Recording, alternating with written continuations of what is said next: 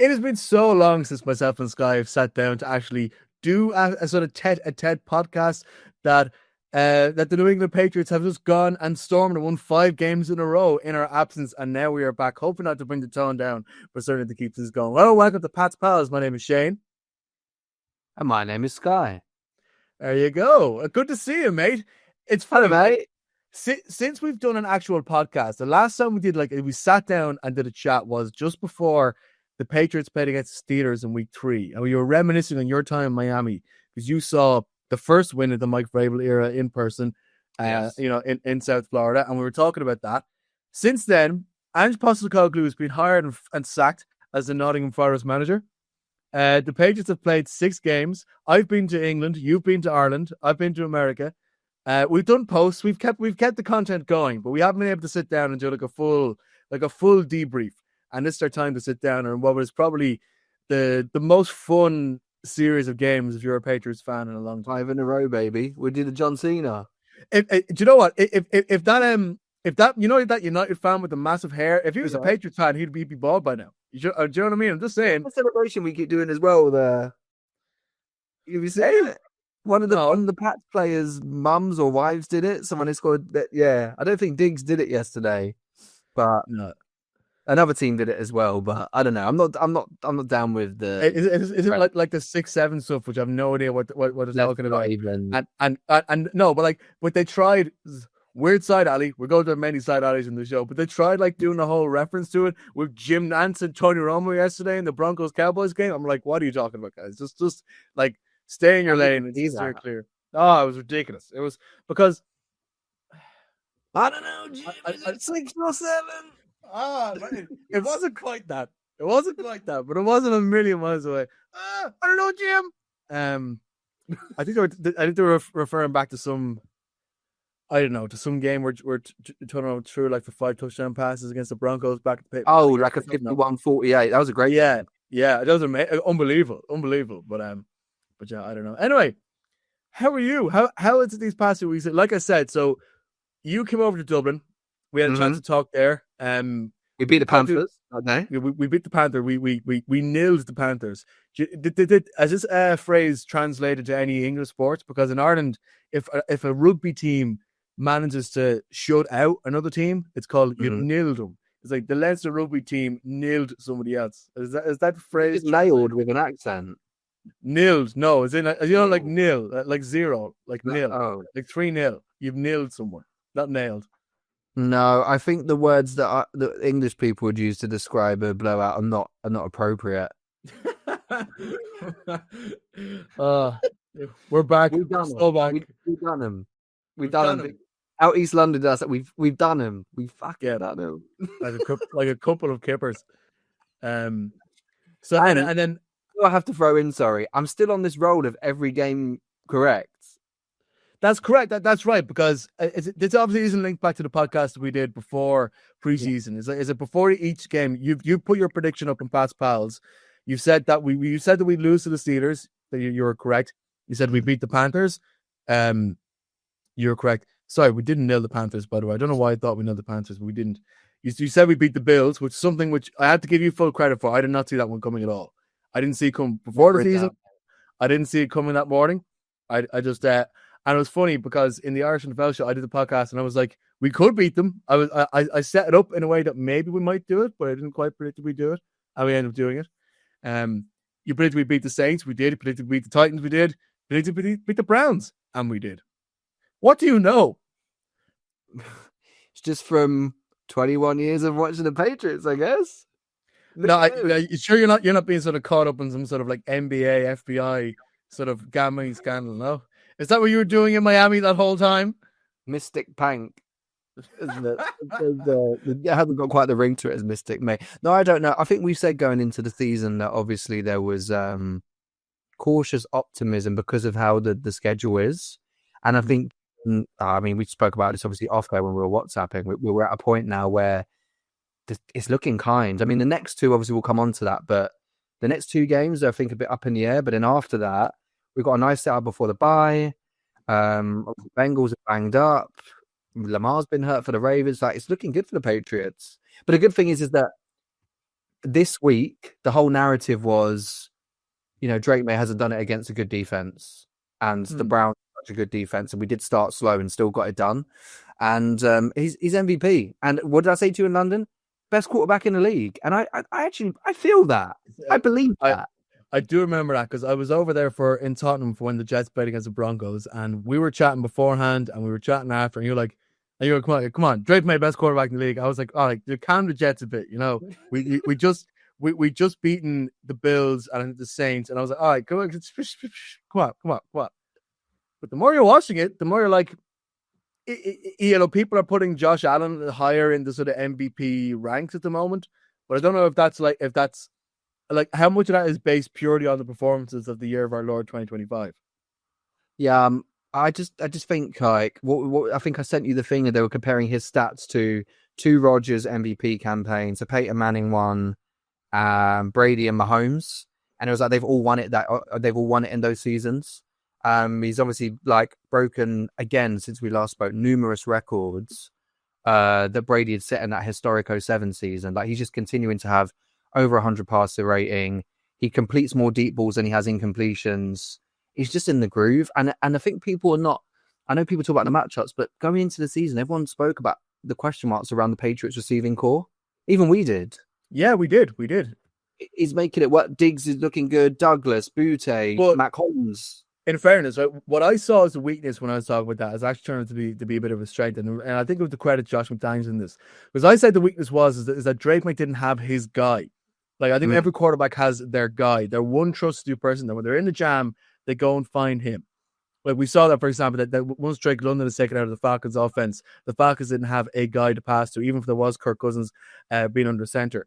We Travis Kelce's been the guy for years. Gronkowski was the guy for years. In New England, I thought that Drake Maye not having a guy was a weakness. But then you look around and you see that was it last week against the Titans? It was 9 different players getting good action with the ball. He was over 90% in completion percentage, 21 of 23. I think again this week against the Browns, something relatively similar. The first half wasn't electric, but let's not lose the run of ourselves here. Hollins, Booty, Douglas, Hooper, Stevenson, Diggs, and Henry all getting action on the ball. Most of those multiple times. Mac Hollins actually being the sort of top targeted receiver in this game, which hasn't been the case the previous couple of weeks. Yeah. The fact he's able to spread around, I think, to your point, and this is something would you be much more optimistic on it than I have been over the course of the year. That seems to be a bit of a strength, and I just think that you go back to what Drake Maye was saying after the game yesterday, and he was like, "Listen, we're all just brothers, and we love playing for each other. There's a team aspect to everything that's happening in the offense in New England, and that's being shown up with the fact that it's all members of the team getting action on the ball." Yeah, I think I'm so bought. I think even as a fan, you're bought into this team mantra. Like when you see the Vrabel handing the ball out after the game, the speeches he's giving, like just the passion. Like there's even like a few little swear words slip in. He's like, I can't remember what he said word for word, but he's like, "Fellas, we're close.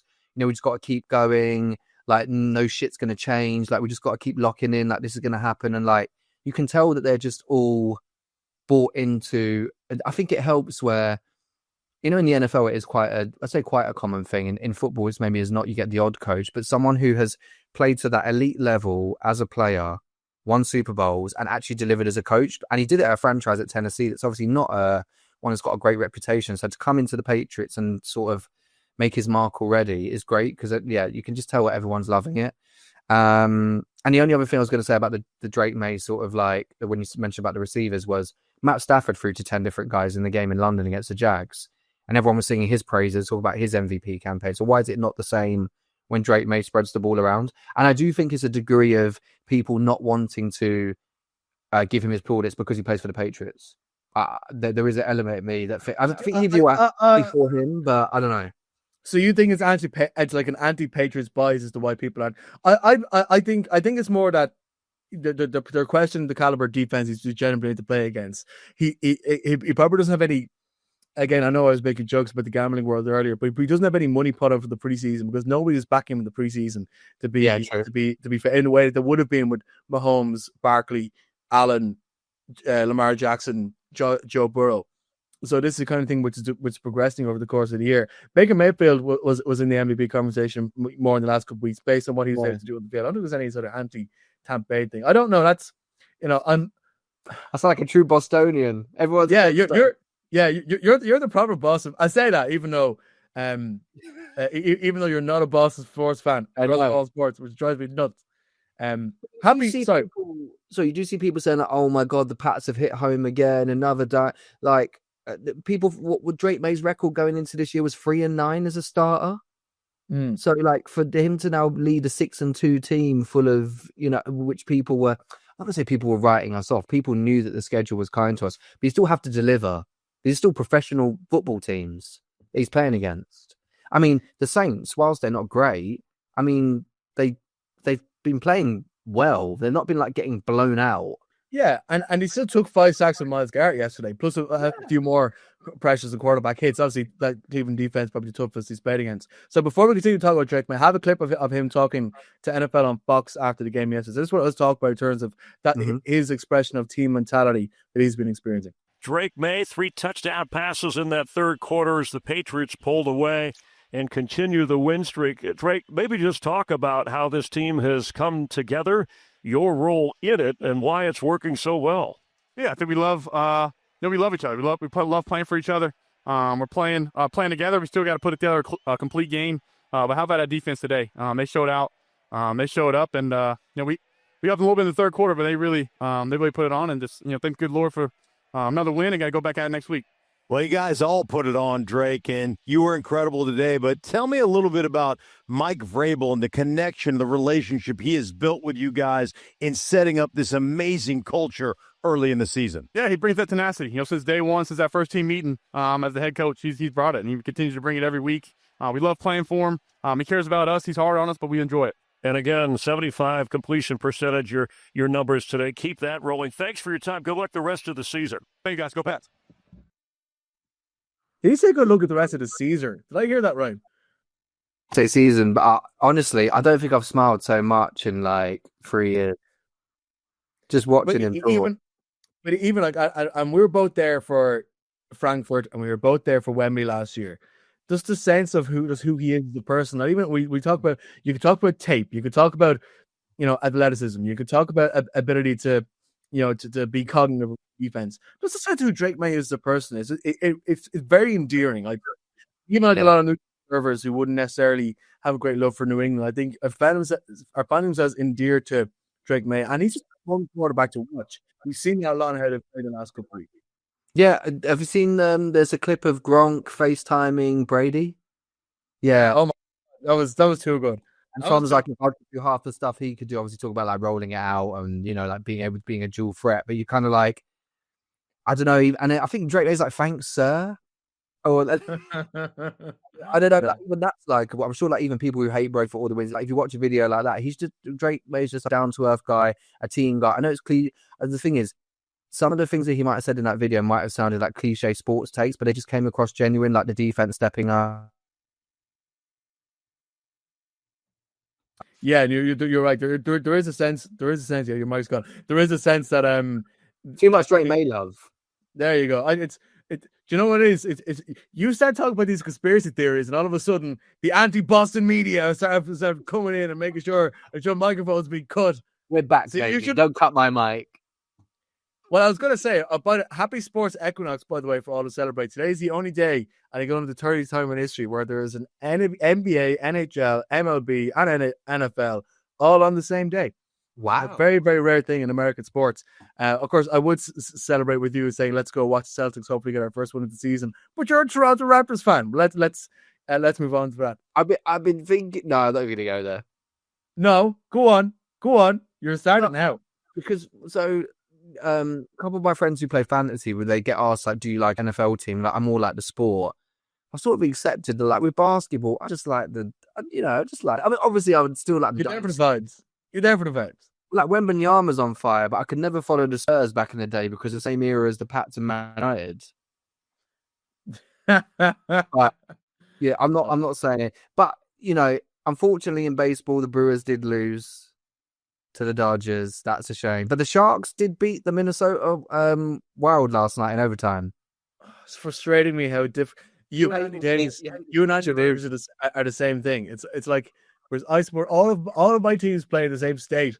It's ridiculous. But- Anyway, I think on the last thing, if anyone's got to this point, and I think the thing is, for me, it's the Patriots and United. The rest are just nice to dip into new sports. yeah, you know, I know. I'm only slagging on Yeah. fairness, but let's stick on the on the Drake Maye point for a little bit. And I know we're talking about his potential credentials for MVP, but just in terms of, I think it must be said that like there is a sense of game manager that has to we always see with quarterbacks, and we're seeing him develop really nicely in the second year. I think him and Bo Nix are probably in a class of their own, which is how they've done that in their second year compared from last year's draft class.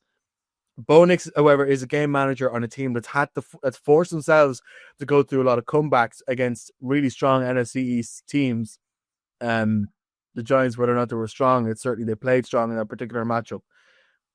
You know, Drake Maye, it must be said, it's just the nature of the games he's been in, the Bills game being the clear exception here. He's had room to work in a way that some other quarterbacks haven't room to work. And I think that's what people are sort of looking at and saying, well, I'll put him as MVP if. But but that's the thing about these next two games. At home to the Falcons, away to the Buccaneers, and then the Thursday night game at home to the Jets, which I'm sorry, I'm afraid of. I'm slightly afraid. We'll talk about it more when we get closer to it, because that's going to be after we're going to be in Berlin. Think of all the curb music that we'll have in that one. Oh my God, it almost be too delicious. But like, but just in terms of like of how you see him as a game manager, because we know he can pass well. He's been getting on better with his team. His offensive line is changing and is improving, but isn't always giving him the room he needs. The run game that's with him hasn't been consistent enough, although Travion Henderson did have a very good breakout game, I thought, this week against Cleveland. He did have quite a bad fumble near the end, but he was quite consistent throughout most of the game in a way we haven't seen from him just yet, which is pretty nice to see.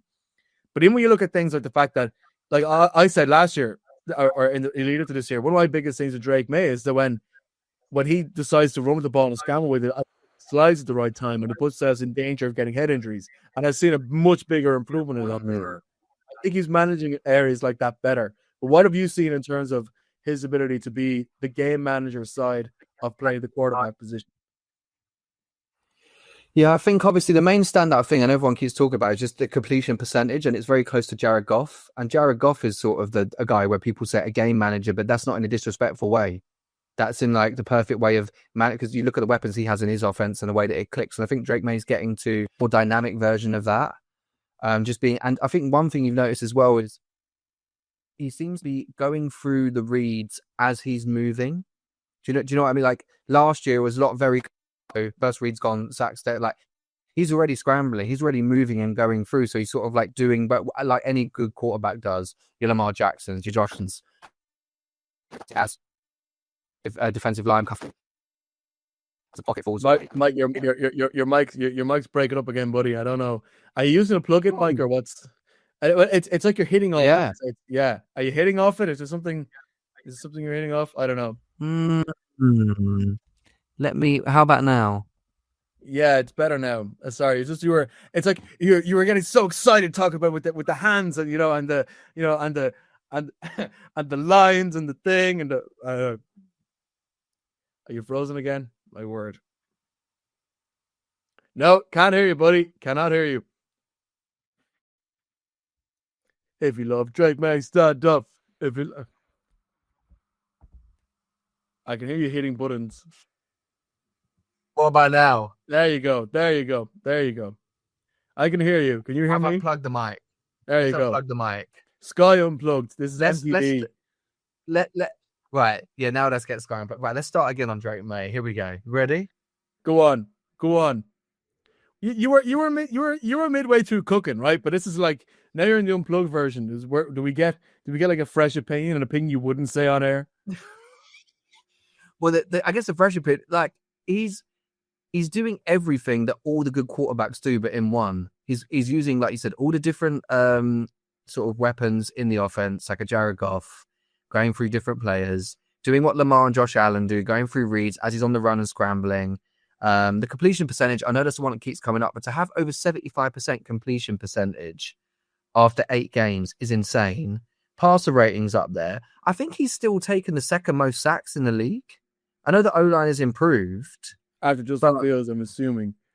I had a look earlier, but Cam Ward, I think it was first. But I just think if I had to pick one thing, I think again it's just going through the reads. And what you actually brought up the best point, which was a lot of people talk about a sophomore slump, right? That's a big thing, right? Obviously in the NFL.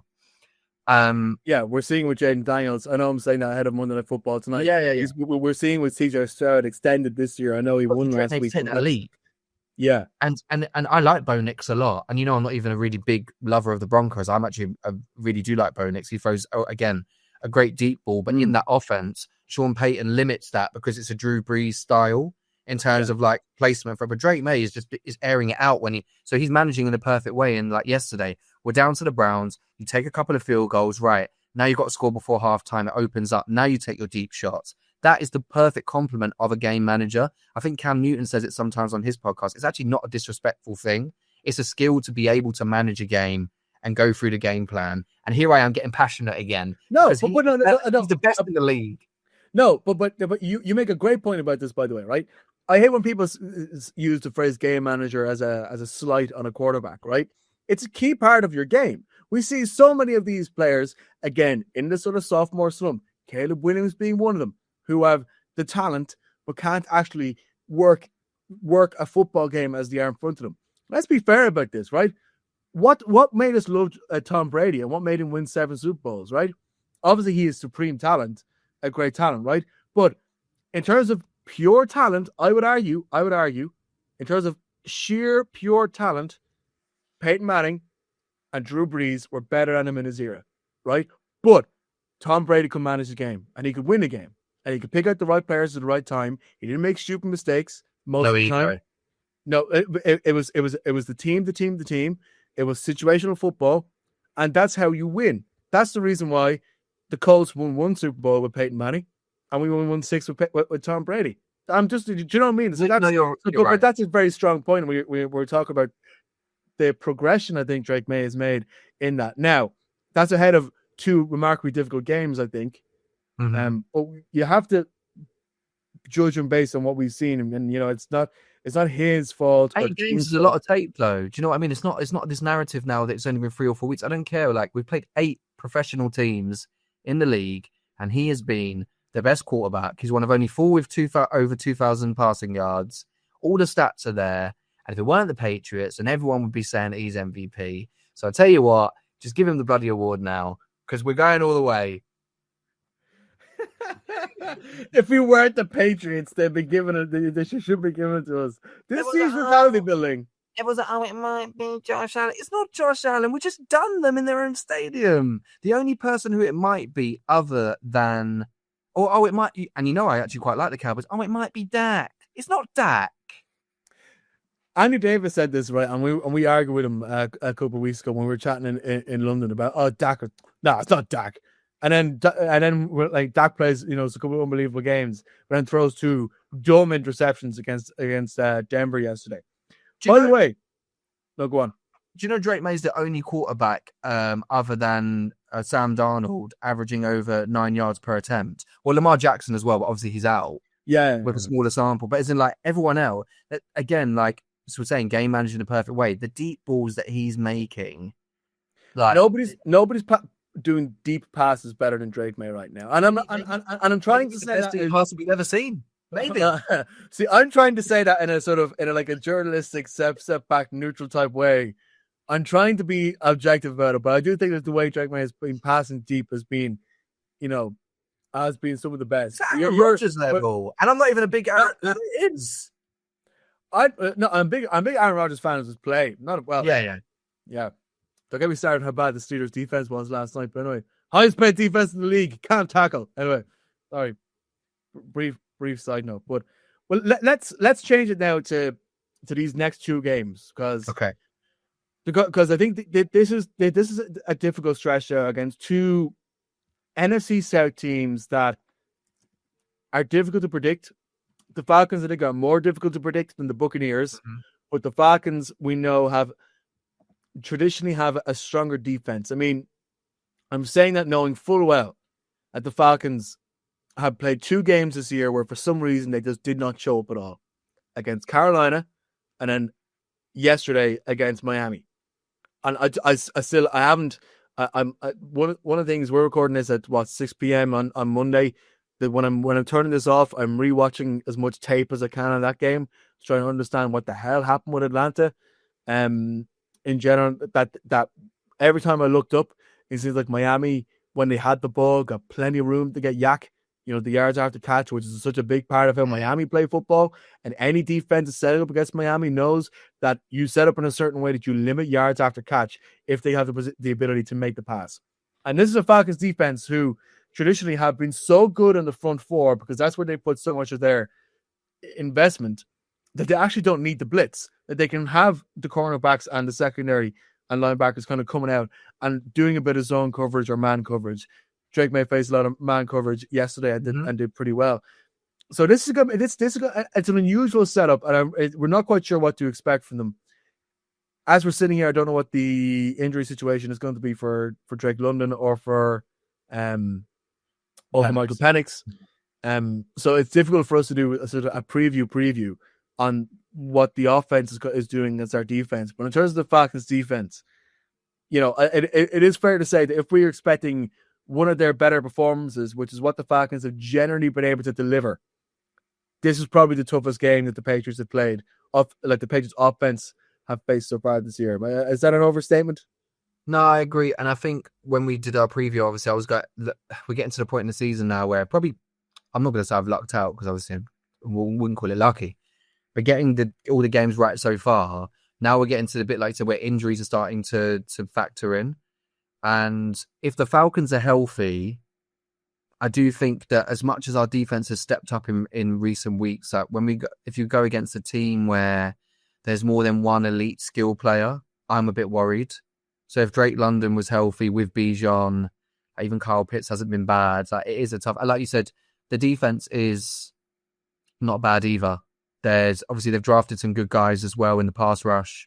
People who can give that our O-line it'll be a big test for the O-line. And look, I mean, it'll be interesting to see how the next couple of games go. I'll probably weirdly feel more confident against Tampa because of their injuries. I agree with you on that one. And I know, and again, we're 2 weeks shy of that game against Tampa.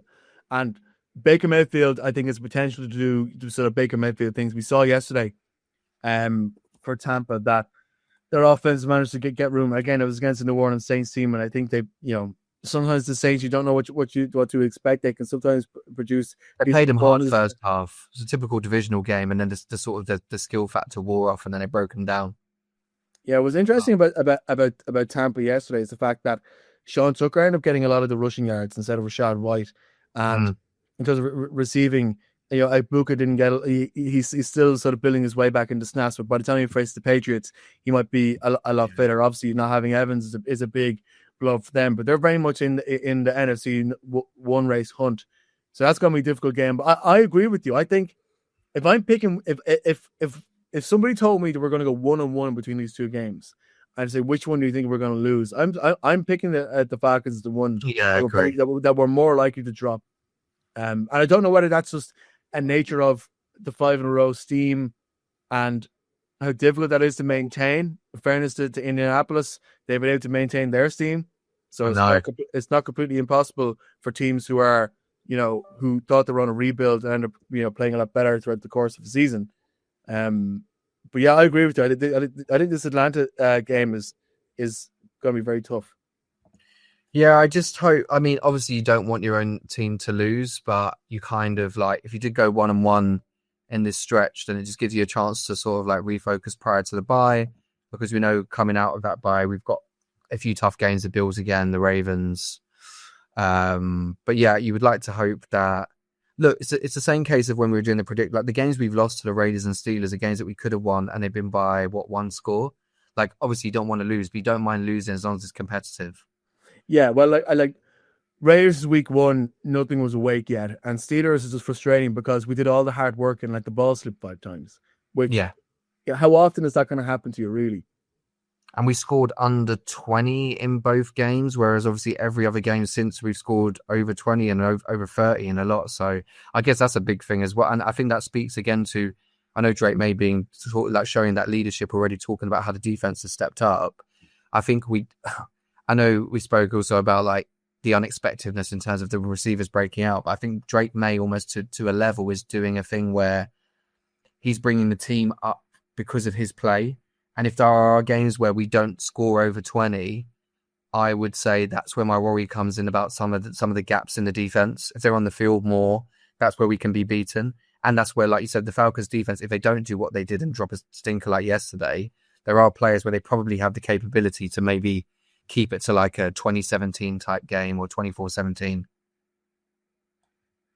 Well, looking ahead towards the season, right? Because we're 8 games through, 6-2. Mm-hmm. So once this game happens on Sunday, we're over the hump. We're past the halfway point of the regular season. We can say that now. Isn't it fun to watch other teams? By the way, like I was watching the Denver game yesterday, and normally I never want the Cowboys to win anything ever. It's just who I am.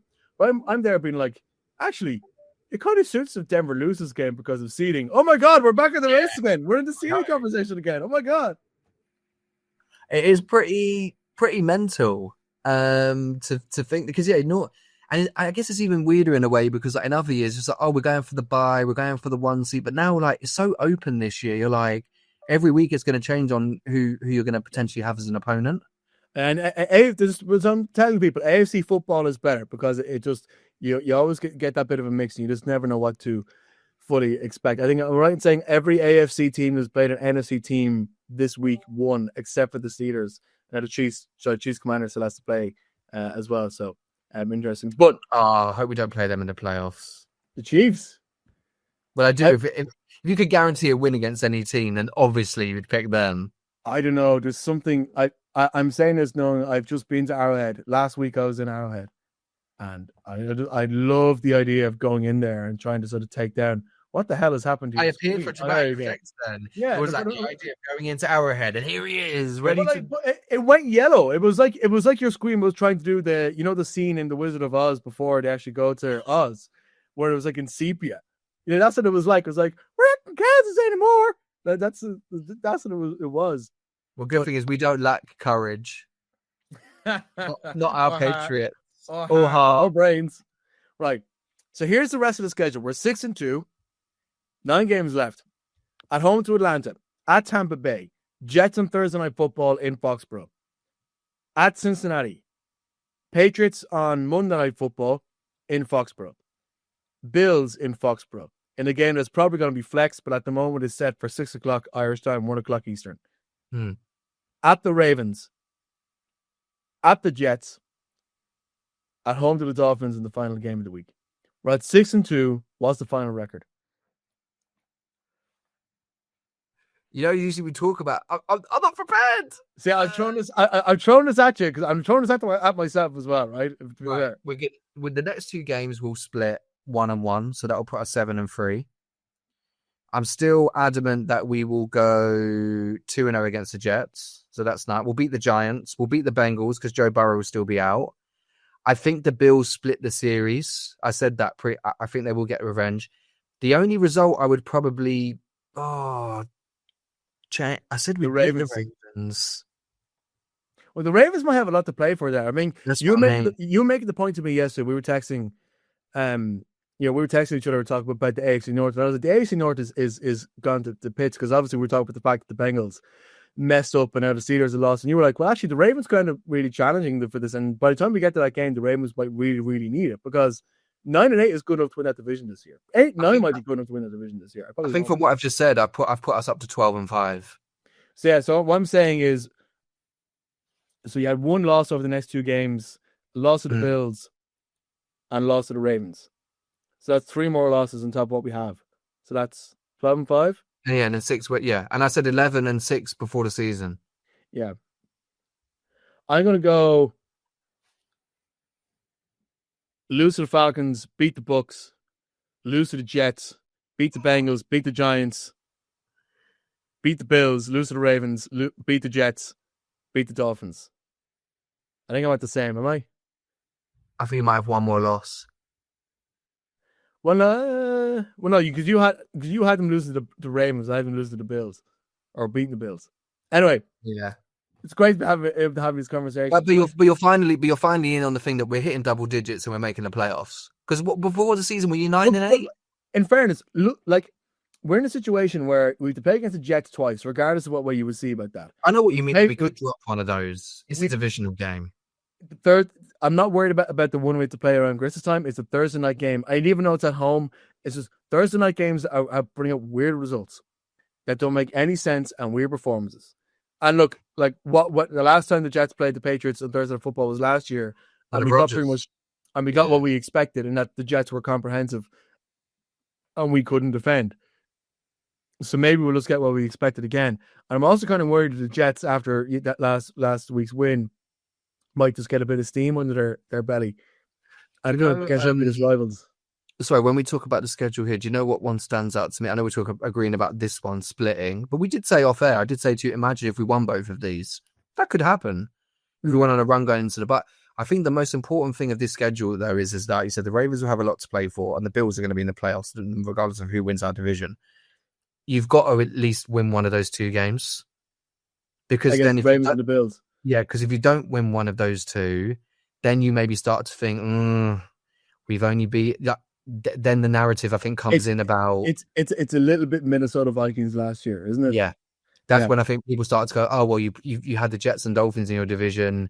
You played the Giants, who obviously they've been competitive, but now they're without Scatterboot and Neighbours, so they're there. And they have a lot of injuries in the defense as well. Yeah. So I think when that time comes around, depending on where the Ravens are at and sort of in their own season, if they're in the playoff hunt and Lamar's sort of doing well again, you've got to win at least one of those two games going into the playoffs for confidence.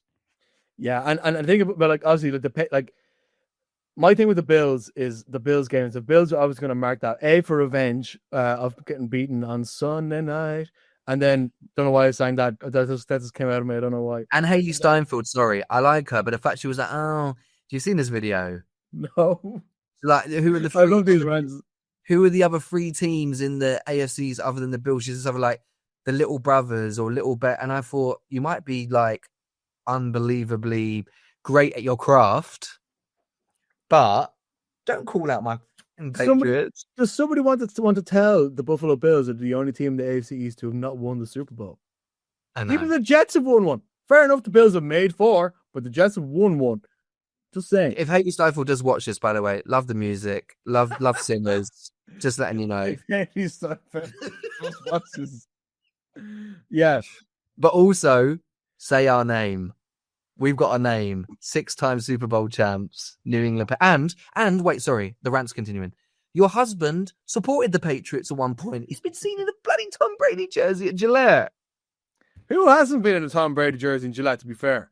It's not like the basis of like you want to be a quarterback and you were born in the 1990s. Because obviously that's all you know.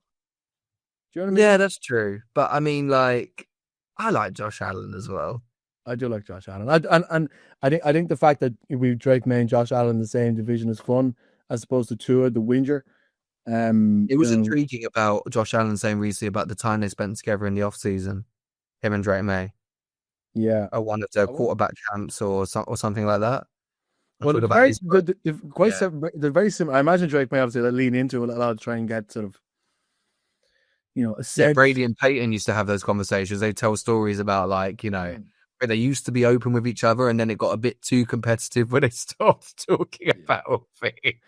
It might get to that point if we carry on being as competitive as we are. But I mean, I guess it's interesting in our division because the Dolphins are done and the Jets are the Jets. The Jets are the Jets. Well, let's talk about. Let's look ahead and do before we sign up. Let's do a bit of reminiscing, because in fairness, you're the football historian of the two of us, right?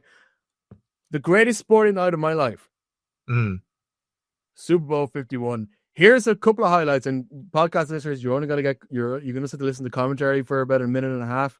Here's some highlights of the game-tying drive with the greatest play I've ever seen, and just to the fact that we got a chance to talk to the man who made it was just unbelievable. Here's Edelman broken up, and the pass is no sign yet. Edelman comes down with a football, and they're saying it's a catch. Ford knocked it up into the air, and let's see who comes down with it.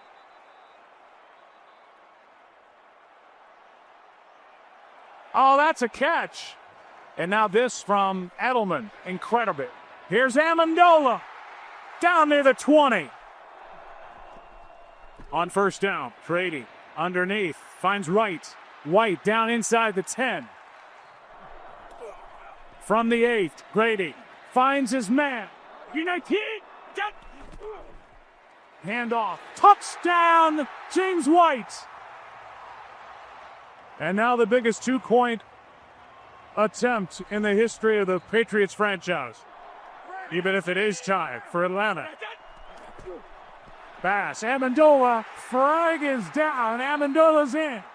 This is a tie game. Amendola for 2. My favorite thing about that play for the 2-point conversion is the fact that Atlanta were quite clearly offside, and Amendola still managed to get across the plane. I rewatch that game every year at some point during the summer. I just get to the point where I'm rewatching that game because I got a halftime show. I love that halftime show. That was the fucking best, one of the best halftime shows. You're saying how to try and maybe go to Berlin early so we can see Lady Gaga. I'm not doing this, guy. I'm not doing it. We had the 28 free sign or something. We should come down from the roof, in the arena the same way she did in Houston that time, In our Pats jerseys. What a game! What did you do that night? That night, right? That was shortly after my 18th birthday, and that week I booked my flights, so I'd be going to Boston that summer. I was very excited because the first time I was ever going to go to America as an adult. I was born there. Very excited, and this is okay. And I lock in and watch my New England Patriots because it's my way to lock into Boston culture. And all of my friends stayed up to watch because for some reason we'd no school the next day. I was still doing the leaving cert, which is our final year of secondary school, the exam we do when we're roughly 18 years old in our 6th year of secondary school. Our system is slightly different to yours.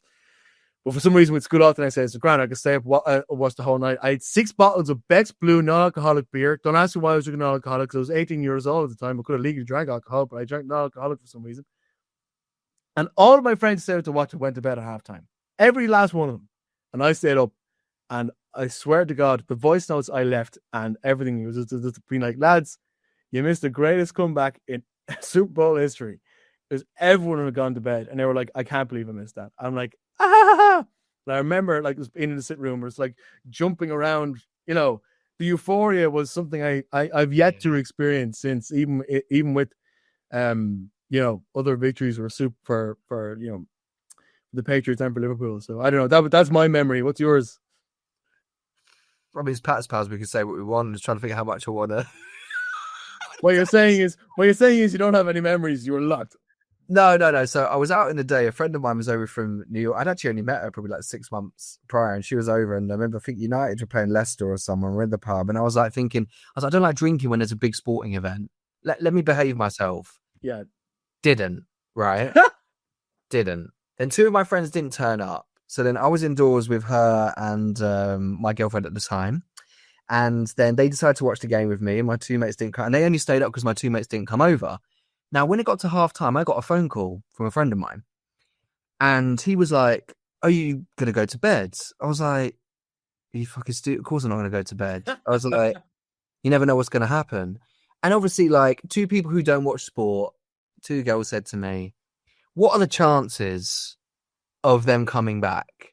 And I went, there's probably more chance of us having a freeway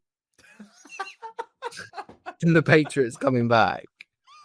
Now, fast forward to James White's game-winning touchdown. I have said, oh, what about that freeway then? They both laughed, gone and slept in my bed and left me in the front room. So then I went into the kitchen, got a bottle of Jack Daniels and drank, I'm going to say that the whole thing for drive, a lot of it to celebrate. I just sat outside 5 a.m. on the street in London, in my Pats jersey, just sat there, outside the front door, taking in the morning. And that was it. Taking in the morning, the February morning air. Yeah, it was great. The fact that I That's drank, what no, I no, think- I was, They didn't I wait was, for 10 minutes. I was like, just walking, and oh no, we're already settled. We got food. And one of us was like, we're gonna lose anyway. Like, it still texting my half like, come over. Nothing.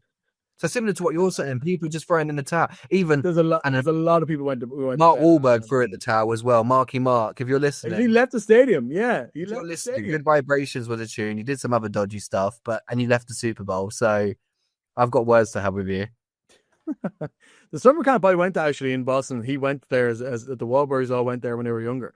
Wow. There's a weird connection for you. But it sounds like Yeah. we both had a good night. I was not expecting that to be your memory, man. I called you this gonna be like, oh yeah, I had a couple of beers, slagged off a few of my mates who didn't stay up to watch it. Of course, you had to go in and be like, Now, there's a better chance, right? I just have to say, and anyone who knows, and you'll know I'm being 100% serious when I say this, I would rather that Patriots win that Super Bowl than that anytime. There is no comparison.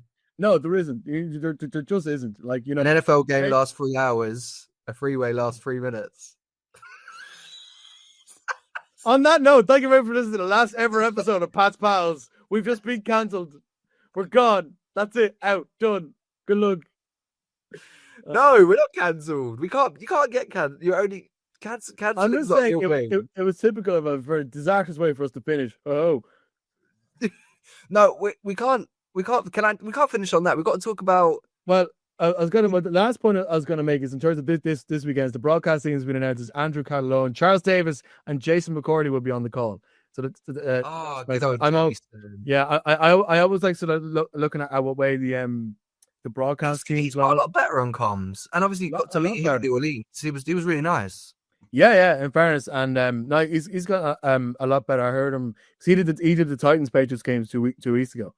Yeah, it's good to hear him talk about his stories about how his family obviously got married there, had kids there, but obviously won the Super Bowl in New England. So yeah, we'll see what happens on Sunday, mate. But I guess the good thing is for any listeners, hopefully we'll get into more rhythm and more episodes because also just like the Patriots, I'll be moving on up on Wednesday. Yeah. So I don't know how much of this you want to explain. But you're I've been in my Mac Jones era, Cam Newton era.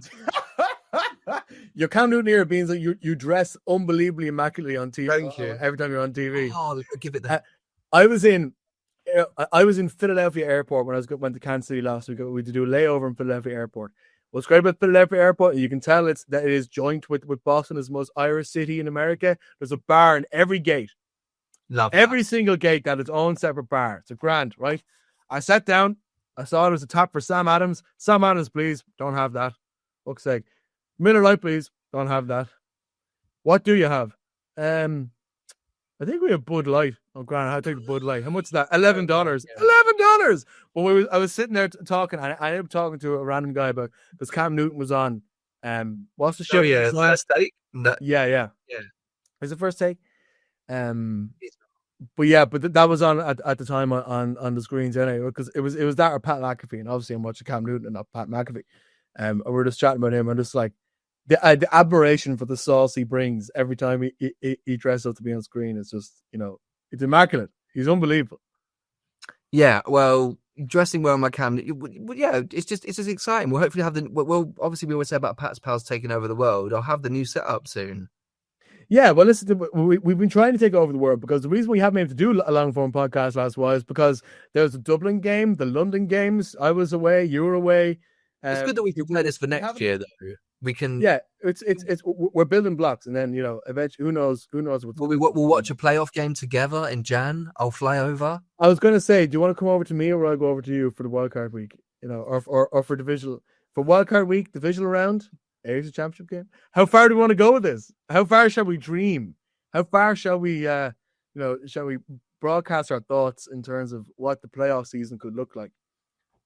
I'm gonna have to get a Ryanair premium account now. You know what I mean? Because if we win the wild card week, you can go watch one together. We got to watch them all together. That's what I mean. Because if we win the wild card week, then you have to. If you come over to me for the wild card week, I have to come over to you for the divisional round. We're getting so cocky right now. Everyone who's listened to this who isn't a Patriots fan are like, you absolute dick. I just want to win a playoff game. And I want to be in the playoffs. we're in the playoffs. What's the hang on? What's the seedings as we sit here? You know, because the more we talk, the the less the further distance we have from your stories of Super Bowl 51. What are the seedings? Hang on, AFC playoff picture. It's good we haven't started having guests yet because these stories wouldn't come out. Yet.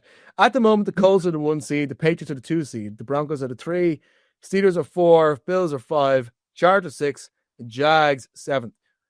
If the playoffs finish today, we'd hammer the Jags. We just would. Yeah. Because the Jags, I don't think are a good football team. I don't think they'll end up finishing like as it stands, the Chiefs are on the bubble. They're making the playoffs. We know that. There's no way of skirting around that issue. We do need to win our division, really, don't we? And it's mad for me to be said because even though I predicted, like I said, we can beat the Bills, I still thought the Bills would blow out most other teams. But what I'm worried about is if for some reason the Bills end up winning the division and we have to go to Buffalo in the playoffs. Yeah. I don't think we're winning that match. Do you know what I mean? That's why I think the Bills game more than the Ravens game is huge. For us, Yeah. if we've any chance at top of the division and getting a trade deadline's huge as well. They're linked to obviously getting a receiver. I think the Bills might do that. Like they're obviously.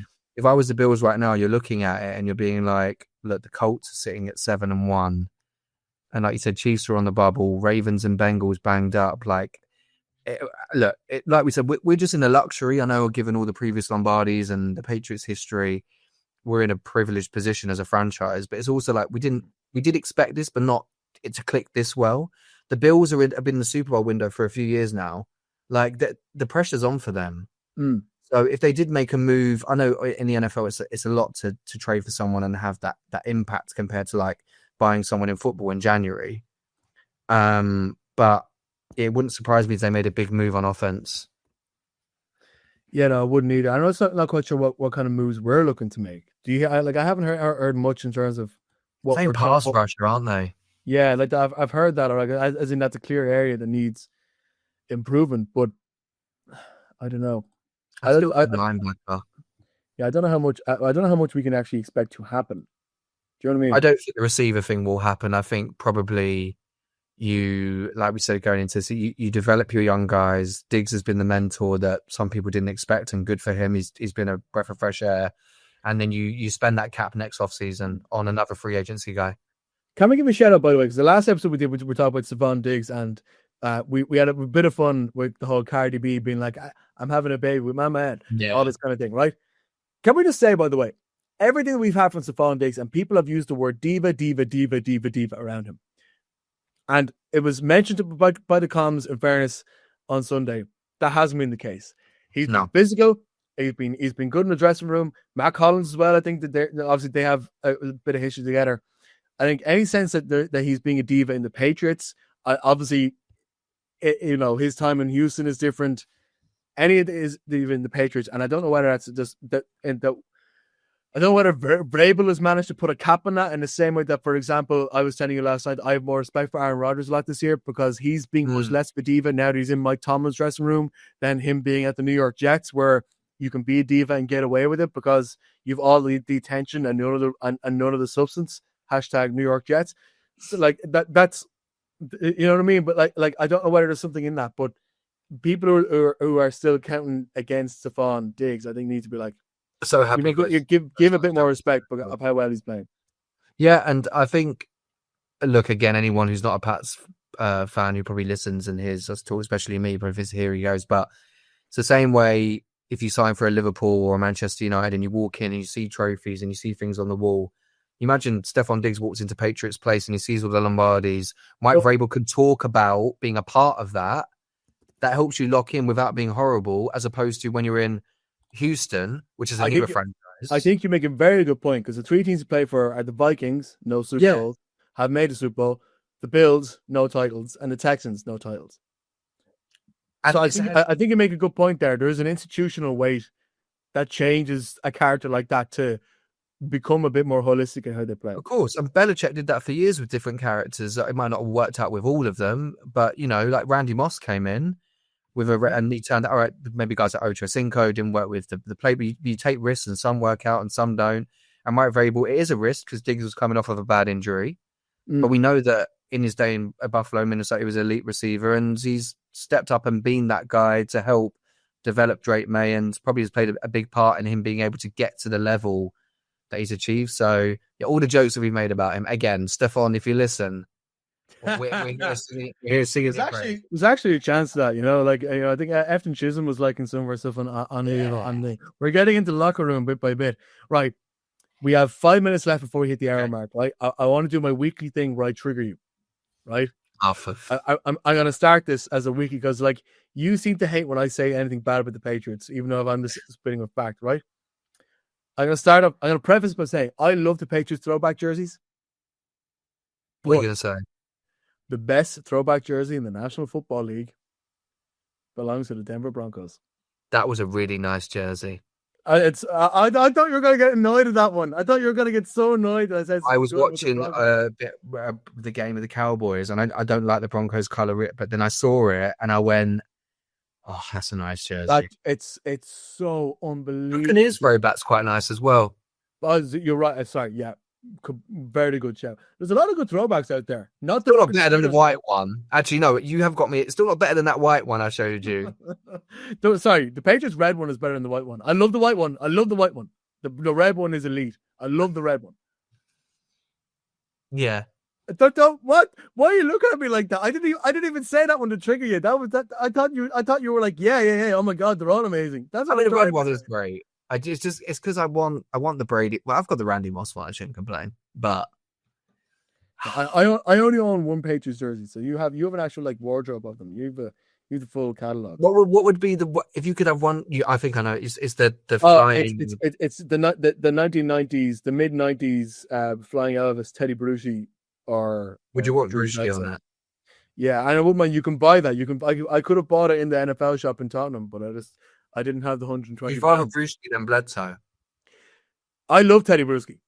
I love Teddy Bruschi, and obviously, I will never disrespect Bledsoe and sort of the stuff he did for the franchise and all this kind of thing. But I just love Teddy Bruschi. It's that simple.